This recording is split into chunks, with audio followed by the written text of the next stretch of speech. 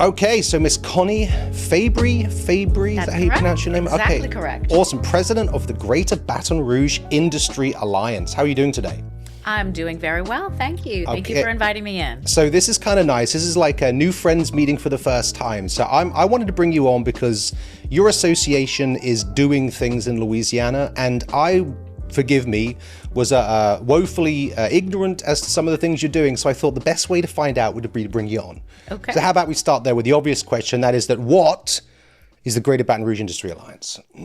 Well, we are an association of industrial managers, industrial plants, represented from Krotz Springs all the way down to Plaquemines Parish below New Orleans. Okay, so industry types, is this tied to the river or is it? So these are mainly heavy industry, Okay. petrochemical, terminals, grain elevators, Okay. and everything in between. And so your organization exists to do what for those people?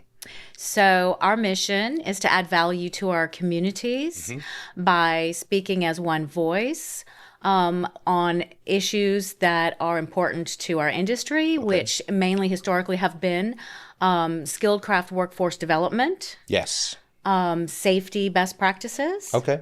and just outreach into the public to help the public understand is our industry and put out positive and interesting and factual information about industry. Okay, Because that makes- driving by a petrochemical facility is daunting perhaps for someone who doesn't know anything about it. They just maybe don't know anything. That makes a lot of sense. Yes. So how do you go about doing that? Like, do you have buckets of activity that you engage in, like legislative or what's your outreach? How do you break that up and think about all of those different things? Right. So legislative advocacy, we do advocacy, but we're not lobbyists. Okay. It's actually in our bylaws that we're not to be lobbyists. We Understood. have other associations that do that kind of thing. However, we can advocate, and we do a lot on social media. We do a good bit of print article writing in the BIC Alliance and the 1012 Industry those report, publications. and with the business report, sometimes the Advocate. We try to respond to every inquiry that comes along. Sure. And so do that kind of writing, social media, and then we have different events. We have a media day event, which we'll invite you to next time. Okay, cool. So we try to help the industry folks who are trying to get their stories out, and also when something might happen at the plant where there's questions from the media so that they understand the media better, so just to improve those I relations. was going to say, so if you're kind of like a voice for the industry collectively, like where are those touch points where you sit down and talk to those industry people to find out what problems they have or what messages they need you to get out? When do you have like a monthly meeting or something like that? We have a quarterly meeting with the public affairs representatives from industry. Okay. And they like to get together and share best practices and Very cool. ask each other questions and that kind of thing.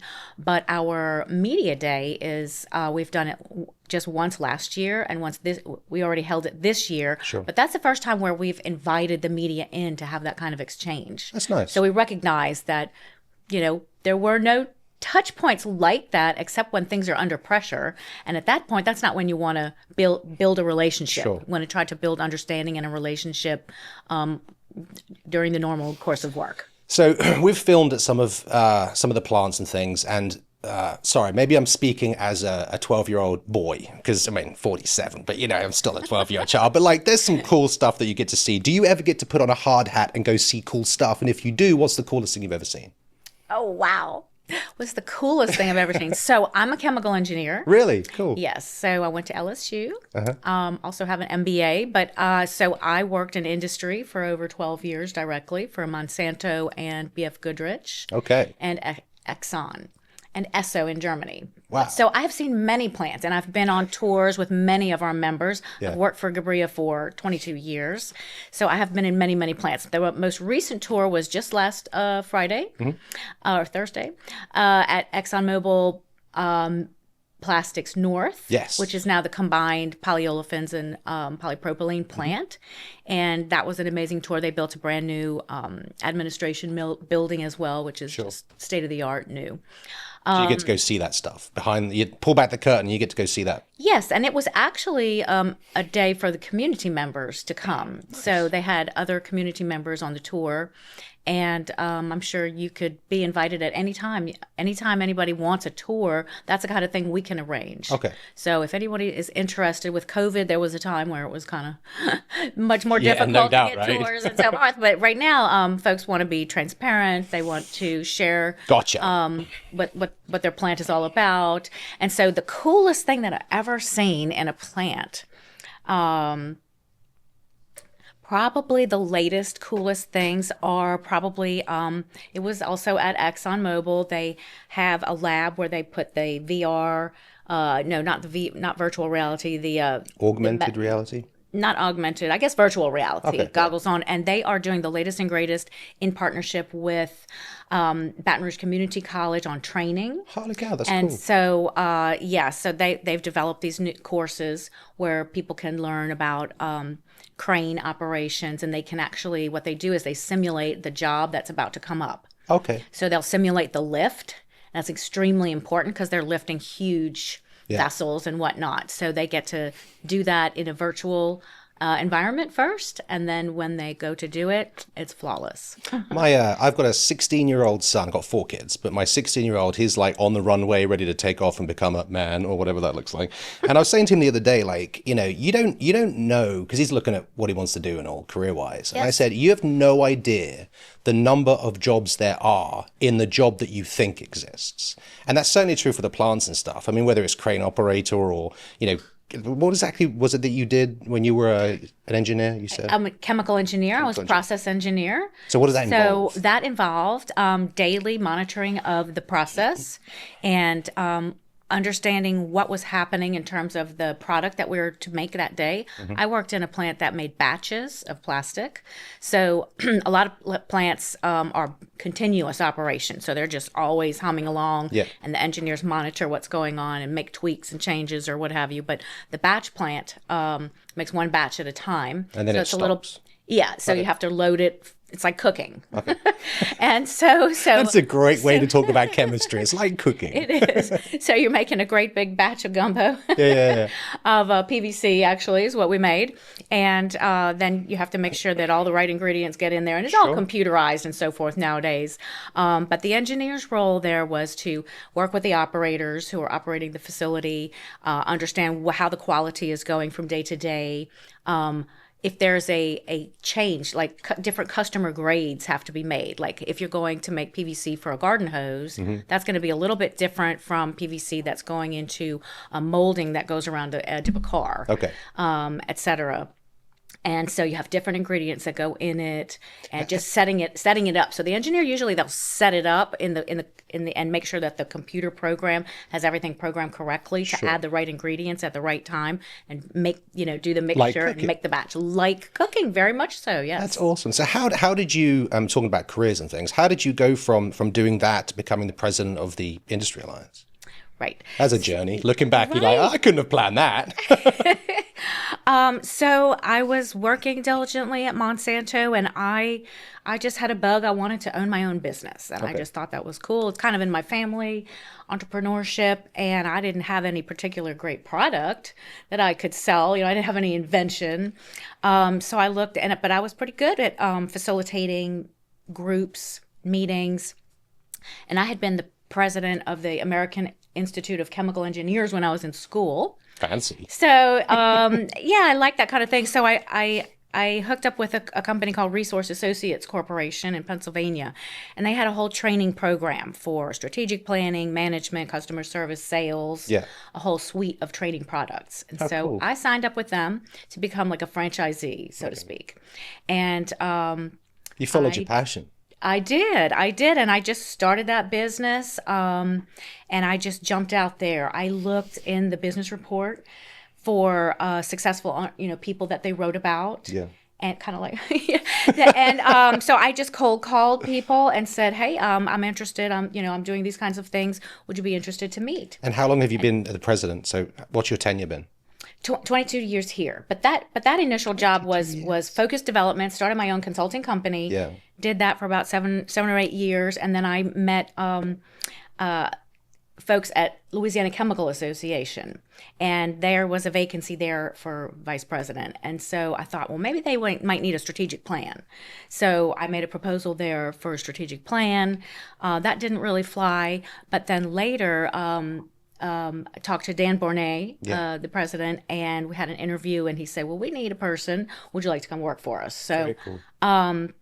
I went to work for them, and that's kind of how I got into the nonprofit or trade association world. So what is it you like most about the job? Because you don't stick around that long if you don't actually like it. So what do you get out of it personally? Right. I love the fact that we have been growing every year, and I get to help the industry solve problems. Okay. Really, we are very focused on different issues that help the industry, and it's been interesting to see the growth. And just every year, it's similar issues, but yet different. And I get a lot of satisfaction out of seeing the teams come together and solve something and move the needle. For example, we started way back during Louisiana's high school redesign. And our members said, we need a lot of skilled craftspeople. And we're going to have to do more than just train the way that we're doing it today. We need all the community and technical colleges to participate, and we need our high school students to participate. So it was really kind of luck that Louisiana had started down this path. Then they hired some very innovative people who then instituted and made changes to where every high school now must offer career and technical education. That's smart. And there had been a period of 20 or 30 years where welding labs were just shuttered. All of the career and technical stuff had been just shut down because the mantra was everybody needs to go to college. Mm-hmm. Everybody needs to go to university. And in reality, that's completely you can make good money as a skilled craftsman. It's like 80% of the jobs need something beyond high school, but not a full 4-year degree. Okay. Of course, those are valuable, but so it's been amazing to watch the state. We've been working very closely with them and with the Workforce Commission on promoting skilled craft jobs. And how is that turning out? Very, very good. Do you get to meet some of these people that go through those programs and those students become professionals and see all that? Yes, That's cool. Yes. We try to find people to feature and do a little interview on how has your life been impacted, the day in the life of a skilled craftsperson and so forth. So that's very rewarding as well. But just most recently, Louisiana Works has put out a series of TV commercials and a new website to attract skilled craftspeople. And the commercials feature the governor. And the industry's it makes sense for them to want to be involved in that, but they're the engine that's making this happen, right? It's the industry. Yes, so our association and the Associated Builders and Contractors, we've been, working with Susie Schoen and Osmar Padilla at the Louisiana Works, and just trying to help guide some of those Well, things. it sounds like you're a very busy lady. So I've my Susie, I call her my Susie. She gave me some notes. So I think we've got a couple of initiatives here, and to better illustrate, some of the things you've been talking about, I'm just going to kind of pick a few of these things off of this list, and you tell me what it is. So what is the Contractor Safety Awards Program? Initiated in 1997. Contractor Safety Awards Program. What is that? Okay, so actually we call it the craft. Okay. Sorry. Contractor Safety Awards Program. Right. So we call it the Safety Excellence Awards Program. Okay. And we award contractors who work for industry, as well as our members, the plants. Mm-hmm. And so this is a program that was established to communicate to the contractors who do the work at the plant sites how important safety is. Mm-hmm. And in 1996 or 97, when it was started, the Process Safety Management Standard from OSHA was fairly new. That was implemented in 1990. Mm-hmm. And so the plants are just always trying to march toward improved safety performance. Yes. And so why is it important for contractors is because, you've got a big communication issue where you have your employees, and then you have folks who come into the plant to work on your equipment. Yes. And to maintain it and to build a lot of my things. neighbors do that kind of stuff. Okay. And so you got to really make sure that communication is solid, Yes. and that procedures are solid, and that you're not getting your wires crossed any which way. So if a piece of equipment has to be opened up, has to be locked out, the equipment has to be locked out. And so who's on first? Are you locking that out? Am I locking that out? So that's why, So this it's very, very important. is it an annual thing where you give out these awards? Annual thing. Yes. Okay, that's cool. So Yes, you're annual awards program. And so the industry has been very successful. The folks participating in the awards program, their OSHA recordable rate is at about a 0.2. well done. So Yeah, very cool. Okay, very cool. So this one blew my mind. So it says here, your association helped form the Louisiana Healthcare Alliance in 1984, which continues to today. Louisiana Healthcare Alliance. You founded that? Well, this is before my tenure. Right. But yes, the folks from the Louisiana Healthcare Alliance, when I came into the job, approached me and said, "Hey, your association helped start this, and we, want to continue communications and so forth." But at that time, apparently, the health insurance companies, like Blue Cross, et cetera, and maybe there were others, really apparently, I don't know exactly what happened, but the availability of that insurance was lacking. Right. And so it kind of needed the industry to get behind and say, hey, we need some better healthcare plans. And so they helped to put that alliance together. And I guess it's just interesting to see where you end up with fingers in what's right. necessary to keep all that going. Right, like the traffic, that's another one where you would think that, your people doing urban planning, et cetera, the Capital Region Planning Commission and the DOTD and so forth, they're building the roads, right? They're looking out for growth, et cetera. And of course they are.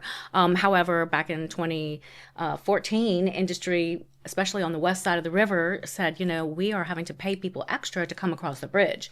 And the traffic is awful on the bridge, as everybody knows. And traffic through Baton Rouge, I-10 and so forth is very difficult during rush hour. You got involved in those conversations. So industry got involved. So we got DOTD at the table, Capital Region Planning Commission, and we got a new ferry put in service, and have been just working since then as a group called Capital Region Industry for Sustainable Infrastructure Solutions. It's a partnership with the Baton Rouge area chamber. Yeah, with the chamber. Right, it is. And so the Washington Street exit is a changeover, was one of the ideas that bubbled up through expansions through Ascension Parish of I-10. And of course, we're very supportive of the I-10 widening through Baton Rouge. I'm very supportive of a ring road around, but how can Lake Charles have one and Baton Rouge doesn't? Yeah, I don't know. And so the bridge. So we've been working on the bridge project, trying to get another bridge built for these last 16 years. Yeah, that's no small undertaking, but it's interesting to know that you guys are involved in it. It makes a lot of sense. I mean, it's kind of like duh, but congratulations on that. So what is Industry Makes? Launched Industry Makes in 2022. What's that initiative? So Industry Makes is basically a separate campaign supported by our association. We were kind of involved. We were involved in gathering everybody together to come up with the slogan. Of course, we hired a consultant, Red 6 Media. They did a great job. Fantastic. And Industry Makes is about industry makes good products and so forth, but it's not just that. It's industry makes great communities. Industry makes sustainable futures. Industry makes, school teachers richer. I mean, however you want to that makes sense. They're good paying jobs. Industry makes, really, I like to say it makes healthy communities. So these are stories you're telling about the impact that the industry as a whole has. That's right. That's nice. Right. Where can we go to watch those?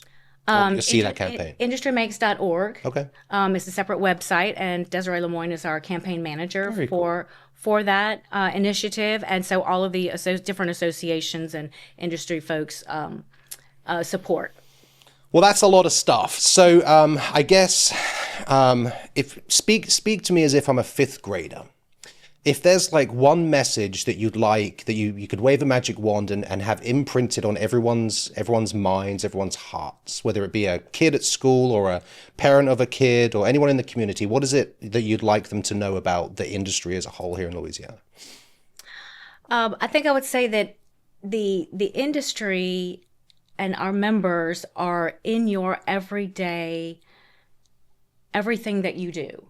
From going to the doctor, to going to the grocery store, driving your car, the products and the impact of industry, whether it's Capital Area United Way cook-off or a new burn unit at the Baton Rouge General, or many other types of charity things. Industry is there supporting it. But the first part of what I meant is that the products of industry are everywhere. This is an industry product. Your cell phones, all the plastics in the lightweight plastics in the cars make them more fuel efficient. All of the things going into the new energy, whether it's windmills or Teslas, all the products are new and innovative products. They're coming from this industry. So if you go to the Home Depot and you want to build something, I mean, there are things for the weeds. So it's just in our everyday lives. It's our modern world, and it's amazing. And there's a future for every fifth grader in our industry, whether you want to be a nurse or whether you want to be an engineer or a crane operator or a welder. We've got a place for you. Fantastic. All right, what's your website? Where can people go to learn more about what you do? www.gbria.org. Well, Connie, I really appreciate your time. Thanks for coming in. Super. Thank you very much. It was great. Enjoyed it.